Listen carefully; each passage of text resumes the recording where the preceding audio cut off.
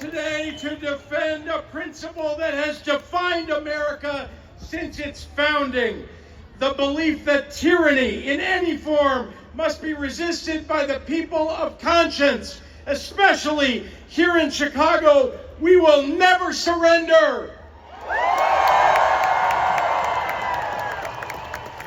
Throughout history, we've learned that tyranny doesn't arrive with dramatic proclamations. Most times it comes quietly, wrapped in the language of law and order, with fingers pointed at someone who doesn't look like you, promising safety while demanding that we sacrifice our neighbors. Today, we're here to say with one voice that there is an existential threat to our constitutional republic. This is not a political choice. This is a moral imperative.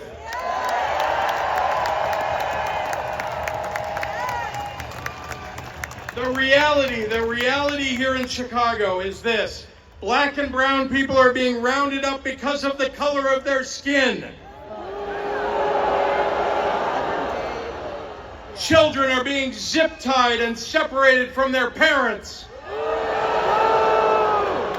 Worshippers coming from church are being questioned and detained. Workers are being harassed and detained at our shops and restaurants. These are not abstractions. These are people who pay taxes, own businesses, teach our children, care for our elderly, and contribute to the fabric of our society. This is us, all of us.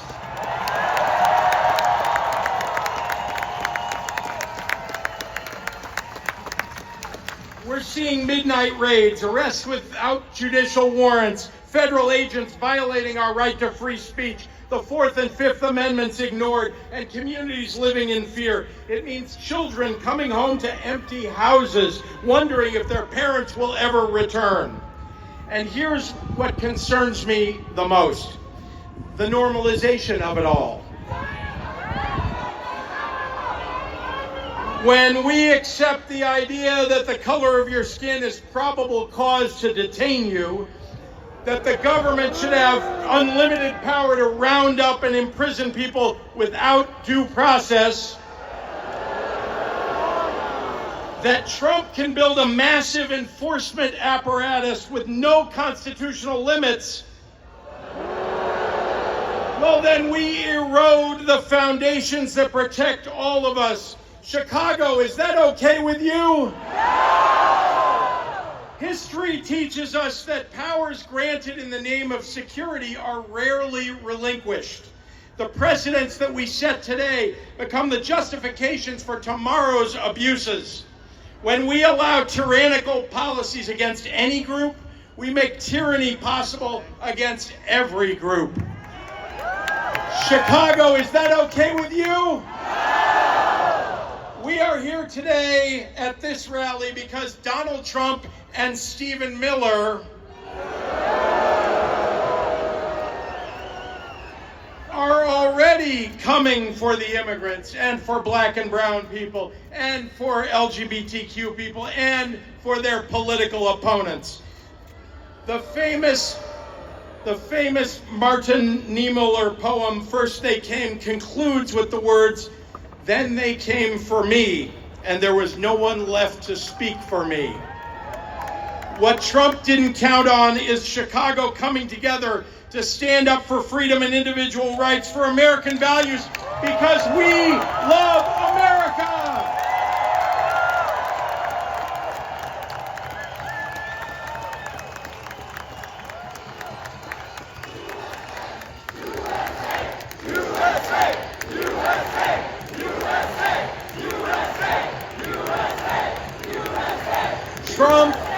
Trump and Stephen Miller tried to stop us from rallying today by calling us names. Do we care if they call us names? And they're threatening still to bring military troops into Chicago, claiming there's an insurrection here. Is this an insurrection? It's because peaceful democratic resistance is always scary to authoritarians. And Chicago is known for our peaceful resistance, for labor rights, and for civil rights. Going all the way back to the 1850 Fugitive Slave Act, requiring cities like ours to capture and return black people fleeing slavery, the city council said no. The people of Chicago said no.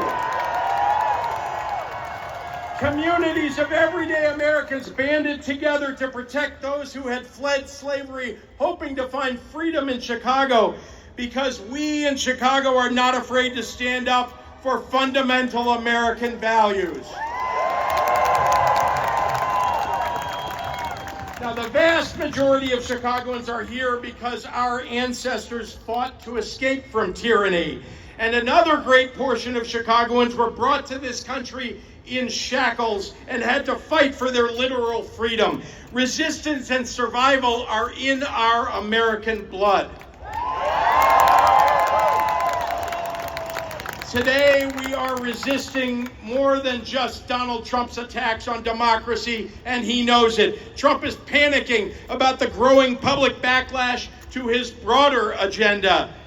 His tariff taxes are costing average American families between $2,400 and $4,800 per year. Illinois soybean farmers are losing billions and going bankrupt because of Trump's trade war. And so are small businesses. And he defunded programs to reduce crime and is canceling food assistance and medical care for the middle class and working class and our most vulnerable. People are here today standing up for our constitutional rights and our economic freedom, and that is what resistance looks like. And you know, resistance starts with refusing to normalize cruelty. Resistance means choosing solidarity over fear. It means recognizing that an attack on free speech, on immigrants' rights, on due process is an attack on everyone's rights. It means understanding that we're either building a society based on human dignity or one based on domination. Which is it? Human dignity. History will judge us by where we choose to stand right now, today. Future generations will ask, what did we do when fellow human beings faced persecution, when our rights were being abridged, when our Constitution was under attack? They'll want to know whether we stood up or we stayed silent, whether we chose compassion.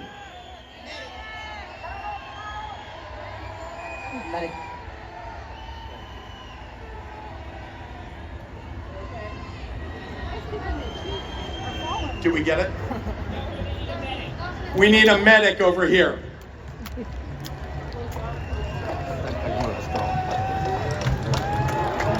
Thank you for looking out for each other.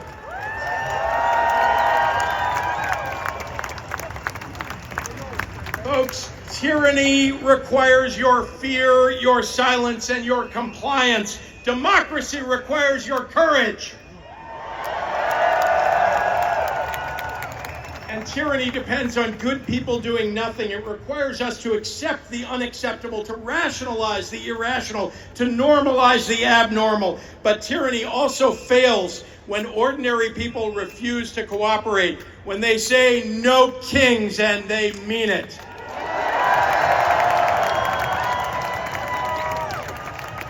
So Donald Trump, stay the hell out of Chicago.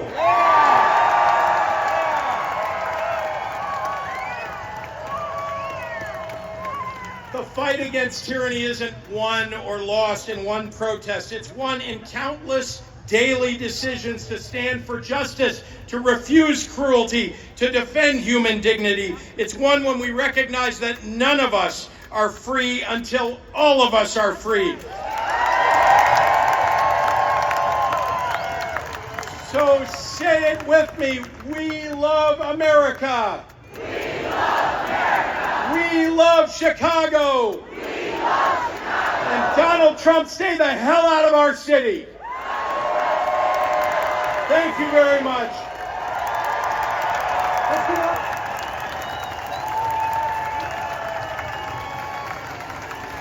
Let's give another round of applause to Governor J.B. Pritzker and Congresswoman Talia Ramirez.